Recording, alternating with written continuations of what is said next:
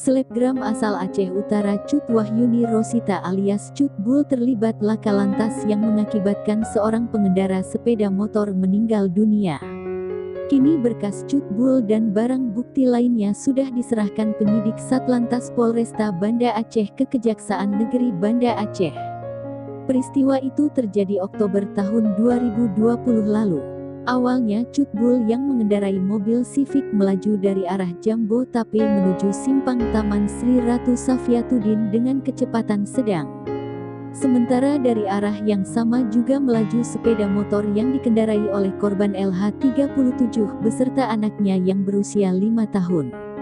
Namun, saat itu Cut Bul hendak mendahului sepeda motor itu lantas menyenggol stangnya, mengakibatkan sepeda motor yang dikendarai LH terjatuh. Mobil hendak mendahului dari lajur kanan, namun karena kurang memperhatikan kebebasan jalan sehingga menyenggol stang motor yang dikendarai korban dan terjadilah laka lantas, kata Kasat Lantas Polresta Banda Aceh Kompol Yasnil Akbar Nasution, Kamis tanggal 5 Agustus tahun 2021. Setelah kejadian tersebut LH sempat dilarikan ke rumah sakit, namun nahas, nyawa LH tidak tertolong dan meninggal dunia. Sementara anaknya selamat dalam peristiwa itu. Kini berkas perkara yang dialami Cut Bul sudah dilimpahkan ke Kejaksaan Negeri Banda Aceh dari penyidik Satlantas Polresta Banda Aceh.